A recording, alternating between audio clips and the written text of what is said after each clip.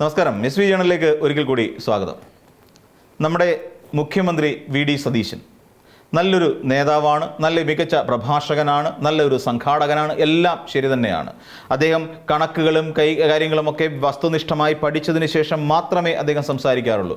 പക്ഷേ മാധ്യമ പ്രവർത്തകരെ കാണുമ്പോൾ അതുവരെ ഉണ്ടായിരുന്ന പൂക്കിഭാവമൊക്കെ വിട്ട് ഇന്ന് പരമപുച്ഛം, ഒരു ലോഡ് പുച്ഛം വാരി വിതറിക്കൊണ്ടാണ് അദ്ദേഹം മാധ്യമ സമ്മേളനം വിളിക്കുന്നത്.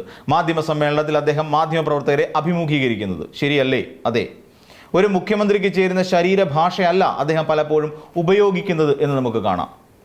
ഇവിടെ പിണറായി വിജയനെതിരായി കടക്കുപുറത്ത് എന്ന് പറയുന്ന ആ വാചകം സെലിബ്രേറ്റ് ചെയ്തിട്ട് വർഷങ്ങൾ അത് സെലിബ്രേറ്റ് ചെയ്തു. വർഷങ്ങളാണ് ഇവിടുത്തെ മാധ്യമങ്ങൾ അതും പറഞ്ഞുകൊണ്ട് നടന്നത്. അതായത് പിണറായി വിജയൻ എന്ന് പറയുന്ന ഒരു രാഷ്ട്രീയ നേതാവിനെ, CPM-ന്റെ ഒരു നേതാവിനെ, അല്ലെങ്കിൽ നമ്മുടെ മുഖ്യമന്ത്രി ആയിരുന്ന ഒരു വ്യക്തിയെ ഇവിടെ ഇട്ട് വേട്ടയാടുകയായിരുന്നു അക്ഷരാർത്ഥത്തിൽ നമ്മുടെ മാധ്യമങ്ങൾ ചെയ്തതെന്ന് പച്ചയ്ക്ക് പറയേണ്ടി വരില്ലേ? എന്നാൽ എന്തുകൊണ്ടാണ് ഇവിടെ വി.ഡി. സതീശന് മാത്രം പ്രിവിലേജ് അനുവദിച്ചു കൊടുക്കുന്നത്? ചില കാര്യങ്ങൾ നമുക്ക് നോക്കാം. കഴിഞ്ഞ ദിവസത്തെ പത്രസമ്മേളനം തന്നെ എടുത്തു നോക്കിക്കോളൂ. ആ പത്രസമ്മേളനത്തിൽ തുറമുഖ വകുപ്പും നിയമവകുപ്പും അതോടൊപ്പം ധനകാര്യം എന്നീ പറയുന്ന 3 വകുപ്പുകൾ വളരെ കൃത്യമായി കൈകാര്യം ചെയ്യുന്ന ഒരു മന്ത്രിയാണ് നമ്മുടെ മുഖ്യമന്ത്രി ആയിരിക്കുന്ന ഒരാൾ. ഇതിനകത്ത് പ്രശ്നമുണ്ടെന്നേ. ഇവിടുത്തെ തുറമുഖ വകുപ്പ് കൈകാര്യം അല്ലെങ്കിൽ എടുത്തതിന് പിന്നിൽ അദ്ദേഹത്തിന് ചില തുറമുഖവുമായി ബന്ധപ്പെട്ടുകൊണ്ട് അദ്ദേഹത്തിന് ഒരു ഡ്രീം പ്രോജക്റ്റ് ഉണ്ട്. എന്താണ് ആ ഡ്രീം പ്രോജക്റ്റ്? ആ ഡ്രീം പ്രോജക്റ്റിൻ്റെ തുടക്കം നമ്മൾ കണ്ടു, തുടക്കം പിഴച്ചു എന്ന് തന്നെ പറയേണ്ടി വരും. അപ്പോൾ തുറമുഖ വകുപ്പും നിയമവകുപ്പും ധനകാര്യ വകുപ്പും, ഈ 3 വകുപ്പും ഒരാളിലേക്ക് അദ്ദേഹം പറയുകയാണ്, എനിക്ക് വേറെ ആഭ്യന്തരം വേണ്ട, മറ്റൊരു വകുപ്പും വേണ്ട, എനിക്ക് വേണ്ടത് ഇതേ 3 വകുപ്പ് മാത്രം മതി. തുറമുഖം, ധനകാര്യം, അതോടൊപ്പം തന്നെ ഈ നിയമം. എന്താണ് കാര്യം? ഈ 3 കാര്യങ്ങളും വളരെ പ്രധാനപ്പെട്ട വകുപ്പുകളാണ്. ഇത് 3 ഏറ്റവും പ്രധാനപ്പെട്ട വകുപ്പുകളായതുകൊണ്ട് തന്നെ തുറമുഖ വകുപ്പിനെ തുറമുഖ വകുപ്പ് സാധാരണഗതിയിൽ അത്ര പ്രാധാന്യമുള്ള ഒരു വകുപ്പായി പലരും കണ്ടിരുന്നില്ല.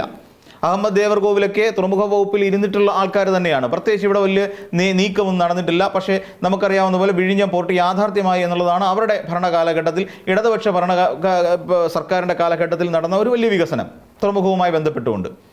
പക്ഷേ എന്തുകൊണ്ടാണ് അദ്ദേഹം തുറമുഖ വകുപ്പ് കൃത്യമായി തനിക്ക് വേണം എന്നൊരു നിലപാട് സ്വീകരിച്ചത് എന്ന് ഈ കഴിഞ്ഞ കാലങ്ങളിൽ നടന്ന സംഭവങ്ങൾ നമുക്ക് വ്യക്തമാക്കി തരുന്നുണ്ട്. അപ്പോൾ തുറമുഖ വകുപ്പ് എടുത്തതിൽ ദുരൂഹത നമുക്ക് എല്ലാവർക്കും അവകാശപ്പെടാൻ കഴിയുന്ന ഒരു സാഹചര്യം നിലവിൽ ഇപ്പോഴുണ്ട്. എന്നിട്ടും അദ്ദേഹം പറയുന്നത് എന്താണ്? IT വകുപ്പ് എന്തിനാണ് കഴിഞ്ഞ മുഖ്യമന്ത്രിയായ പിണറായി വിജയൻ എടുത്തത് എന്നൊരു ചോദ്യം അറിയുകയാണ്. ഇതിനു മുമ്പ് VS അച്യുതാനന്ദൻ ഇരുന്ന കാലഘട്ടത്തിലും അദ്ദേഹവും IT വകുപ്പ് എടുത്തിട്ടുണ്ട്. ഇവിടെ E.K. നയനാർ മുഖ്യമന്ത്രിയായിരുന്ന കാലഘട്ടത്തിലും IT വകുപ്പ് എടുത്തിട്ടുണ്ട്. അതിൻ്റെ പരിണിത ഫലമാണെന്നേ നമ്മൾ കാണുന്ന ടെക്നോ പാർക്ക് E.K. നയനാരുടെ കാലഘട്ടത്തിൽ. അദ്ദേഹം IT വകുപ്പ് സ്വീകരിച്ചതിൻ്റെയാണ്. അദ്ദേഹം അമേരിക്കയിൽ പോയി കണ്ടതിന് ശേഷം വന്നിട്ട് ആപ്പിളിൻ്റെ കമ്പനി സന്ദർശിച്ചതിന് ശേഷം വന്നിട്ട് അദ്ദേഹം പറഞ്ഞാണ്, ഇതുപോലെ ഒന്ന് നമുക്ക് വേണം കേരളത്തിൽ എന്ന് പറഞ്ഞുകൊണ്ടായിരുന്നു E.K. നയനാർ ഈ പറയുന്ന ടെക്നോ പാർക്ക് എന്ന് പറയുന്ന ഒരു വലിയ ഒരു ഇൻഡസ്ട്രിയൽ ഏരിയയ്ക്ക് വിഭാവനം ചെയ്തത്. അപ്പോൾ അതങ്ങനെയാണ്. പക്ഷേ ഇവിടെ നമുക്ക് അറിയാം, ഇതൊരു കള്ളത്തരത്തിൻ്റെ ഭാഗമാണ് എന്ന് പറയേണ്ടി വരും. എവിടെയൊക്കെയോ അഴിമതിയുടെ ലാഞ്ചനയുണ്ട്. എന്നിട്ട് മാധ്യമപ്രവർത്തകരോട് ചോദിക്കും, എന്നെ കൊണ്ടൊന്നും പറയിപ്പിക്കരുത്, ഇതൊരു മുഖ്യമന്ത്രിക്ക് ചേരുന്ന ഭാഷയാണോ? അങ്ങ് മിസ്റ്റർ വി.ഡി. സതീശൻ, അങ്ങ് നിലവിലുള്ളത് കേരളത്തിൻ്റെ മുഖ്യമന്ത്രി സ്ഥാനത്തിരിക്കുന്ന ഒരു വ്യക്തിയാണ്. അല്ലെങ്കിൽ അങ്ങയുടെ കയ്യിൽ ഇപ്പോഴുള്ളത് കേരളത്തിൻ്റെ മുഖ്യമന്ത്രി പദമാണ്. അതിനൊരു വല്ലാത്ത വിലയുണ്ട്, അല്ലെങ്കിൽ അതിനൊരു വാല്യമുണ്ട്. അതെന്തുകൊണ്ടാണ് അങ്ങ് മനസ്സിലാക്കാതെ ഇപ്പോഴും ഏതോ ഒരു സാധാരണ പ്രതിപക്ഷ നേതാവിൻ്റെ ആ നിലവാരം പോലും ഇല്ലാത്ത രീതിയിൽ എന്തുകൊണ്ടാണ് അങ്ങിങ്ങനെ സംസാരിച്ചു കൊണ്ടിരിക്കുന്നതെന്ന് മാത്രം മനസ്സിലാവുന്നില്ല. തിരുവനന്തപുരത്ത് കിടക്കുന്ന വിഴിഞ്ഞം തുറമുഖത്തിൻ്റെ കാര്യത്തിൽ CPM-ന്റെ കണ്ണൂർ ജില്ലാ സെക്രട്ടറിക്ക് എന്താണ് കാര്യം? എന്നെ കൊണ്ട് കൂടുതലൊന്നും പറയിപ്പിക്കരുത് എന്ന് പറയുന്നു. എന്താണ് കണ്ണൂർ ജില്ലാ സെക്രട്ടറിക്ക് കാര്യം? എന്നാൽ കണ്ണൂർ ജില്ലാ സെക്രട്ടറിക്ക് മാത്രമല്ലെന്ന് ഇതിനകത്ത് കാര്യം, കേരളത്തിലെ ഓരോ ജനങ്ങൾക്കുമുണ്ട് ഇവിടെ വിഴിഞ്ഞം പ്രോജക്റ്റുമായി ബന്ധപ്പെട്ടുകൊണ്ട് കാര്യം. അത്രമാത്രം അഴിമതികൾ അതിനകത്ത് നടക്കാൻ സാധ്യതയുണ്ട് എന്നുള്ളതാണ്.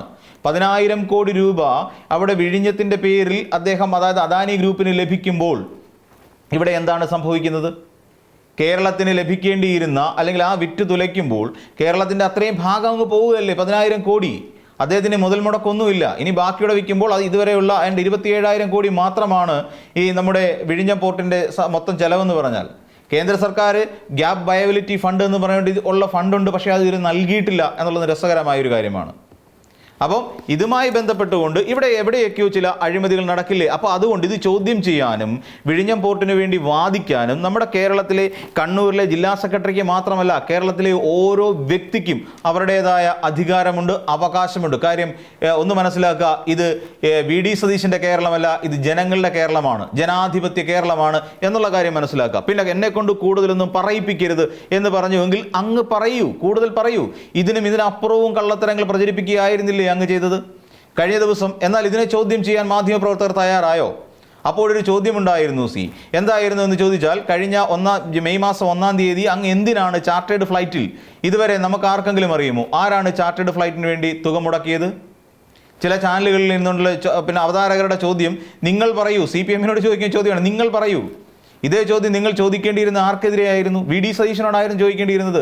വി.ഡി. സതീശൻ ബാംഗ്ലൂരിലേക്ക് മംഗലാപുരത്തേക്ക് നടത്തിയ ആ വിമാനയാത്രയിൽ, ആ ചാർട്ടേഡ് വിമാനയാത്രയിൽ ആരായിരുന്നു പണം മുടക്കിയത് എന്ന് ചോദിക്കേണ്ട ഉത്തരവാദിത്വം നമ്മുടെ മാധ്യമങ്ങൾക്കുണ്ട്. ഇതുവരെ ചോദിച്ചിട്ടേയില്ല ആ ചോദ്യം. ആരായിരുന്നു അതിന് മുതൽ മുടക്കിയത്? ആരെയൊക്കെയാണ് കണ്ടത്? കിഷോർ ആൽവെ എന്ന് പറയുന്ന ഒരാൾ ആരാണ് എന്ന് ചോദിച്ചിരുന്നോ? അദാനി ഗ്രൂപ്പുമായി അദ്ദേഹത്തിനുള്ള ബന്ധം എന്താണ്? Chief operating officer. അപ്പോൾ അങ്ങനെയുള്ള ബന്ധമുള്ള അയാളുമായി എന്തിന് കൂടിക്കാഴ്ച നടത്തി ഇന്ന് വരെ ചോദിച്ചിട്ടുണ്ടോ? ഇതിനെയും കൂട്ടി വായിക്കാൻ കഴിയുമോ എന്ന് ആരെങ്കിലും ചോദിച്ചിട്ടുണ്ടോ? ഇപ്പോഴും മാധ്യമങ്ങൾ വിശ്വസിച്ചുകൊണ്ടിരിക്കുന്നത് എന്താണ്? ആര്യാടൻ മുഹമ്മദിന്റെ അകന്ന ബന്ധത്തിൽപ്പെട്ട ഒരാളെ കാണാൻ വേണ്ടി മംഗലാപുരത്തിന് യാത്ര നടത്തി. അതിനു മുമ്പ് അദ്ദേഹം പറഞ്ഞത് എന്താ? എവിടെ മംഗലാപുരത്തേക്ക് യാത്ര നടത്തിയത്? മൂകാംബിക ദർശനത്തിന് വേണ്ടിയിട്ടാണ് എന്ന് പറഞ്ഞു. ഒടുവിൽ മൂകാംബിക ദർശനത്തിൻ്റെ ഒരു ചിത്രം പോലും, വെറും ഒരു സിംഗിൾ സ്നാപ്പ് പോലും അദ്ദേഹത്തിൻ്റെതായി പുറത്തേക്ക് വന്നില്ല എന്നുള്ളതാണ്. അതും അവിടെ നിൽക്കട്ടെ, ഇതൊന്നും നമ്മൾ ആരും അദ്ദേഹത്തോട് ചോദിച്ചിട്ടില്ല എന്നുള്ളതാണ് ഏറ്റവും രസകരമായ ഒരു കാര്യം. അപ്പോൾ ഇവിടെ കണ്ണൂർ ജില്ലാ സെക്രട്ടറി മാത്രമല്ല, നമ്മളെല്ലാവരും ചോദിച്ചുകൊണ്ടേയിരിക്കും, എന്ത് കാര്യമുണ്ട് ഞാൻ ഒറ്റയ്ക്ക് തീരുമാനിച്ചത്, എന്തൊക്കെ കാര്യങ്ങളാണ് ഞാൻ ഒറ്റയ്ക്ക് തീരുമാനിച്ചതെന്ന് വീണ്ടും മാധ്യമങ്ങളോട് ചോദിക്കുകയാണ്. എന്നിട്ട് അതിനോടൊപ്പം പുട്ടിന് പീരയിടുന്ന പോലെ എന്നെ കൊണ്ടൊന്നും പറയിപ്പിക്കരുത് എന്നുള്ള അടുത്ത ചോദ്യവും. തീരുമാനിച്ചതെല്ലാം അങ്ങ് തന്നെയാണെന്നേ. ഇതുവരെയായി കരാർ ലംഘനം നടത്തി എന്ന് പറഞ്ഞുകൊണ്ട് നിയമവകുപ്പ് മന്ത്രി കൂടിയായ അങ്ങ് ഏതെങ്കിലും തരത്തിൽ കരാർ ലംഘനം നടത്തിയതിൻ്റെ പേരിൽ ഒരു നോട്ടീസ് എങ്കിലും അദാനി ഗ്രൂപ്പിൻ്റെ പേരിലേക്ക് അങ്ങ് അയച്ചിട്ടുണ്ടോ? പച്ചയ്ക്ക് കരാർ ലംഘനമല്ലേ? സർക്കാർ അറിയാതെ 74% ഓഹരികൾ വിൽക്കാം, പക്ഷേ അതെല്ലാം സംസ്ഥാന സർക്കാരിൻ്റെ അറിവോടുകൂടി ആയിരിക്കണം എന്ന് പറയുന്ന ഒരു കരാർ വ്യവസ്ഥ ലംഘിച്ചതിൻ്റെ പേരിൽ എന്തുകൊണ്ടാണ് അങ്ങ് നിയമ നടപടി സ്വീകരിക്കാത്തത് അദാനി ഗ്രൂപ്പിനെതിരെ? അദാനി ഗ്രൂപ്പ് ഇതെല്ലാം ഇട്ടെറിഞ്ഞിട്ട് പോകുമെന്നുള്ള ഭയം കൊണ്ടാണോ?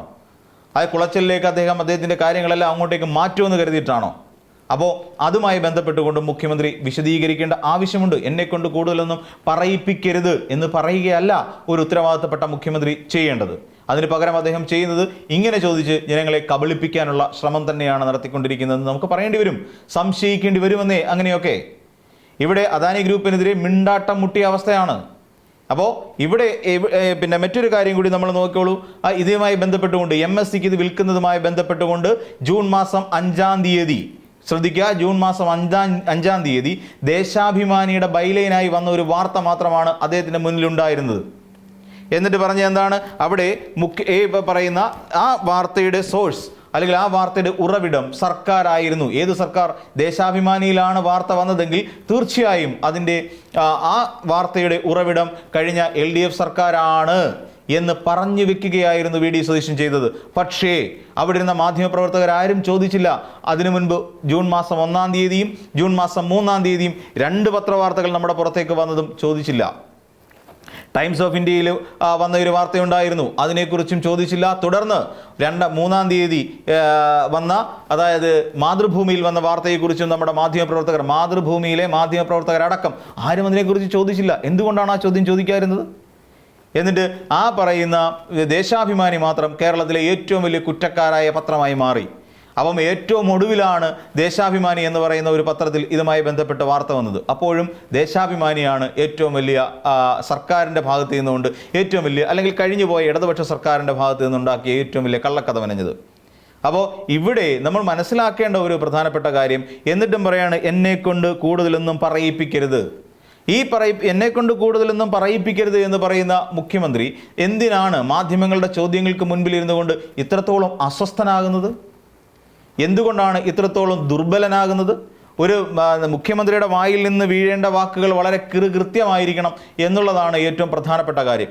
എന്തുകൊണ്ടാണ് അങ്ങനെ കൃത്യതയോടുകൂടി കാര്യങ്ങൾ അവതരിപ്പിക്കാത്തത്? ചില സോഷ്യൽ മീഡിയയിൽ അങ്ങയുടെ ചിത്രങ്ങൾ ഇട്ടുകൊണ്ട് ചില അങ്ങയുടെ PR വർക്ക് ചെയ്യുന്ന ചില ആൾക്കാർ എഴുതാറുണ്ട്, എത്ര ക്രിസ്റ്റൽ ക്ലിയർ. അല്ല, അങ്ങയുടെ വാക്കുകളൊന്നും ക്രിസ്റ്റൽ ക്ലിയറേ അല്ല. ഒരുപക്ഷെ വാക്കുകൾക്ക് ക്ലാരിറ്റി ഉണ്ടാവും, പക്ഷേ ആശയങ്ങൾക്ക് ക്ലാരിറ്റിയേ ഇല്ല.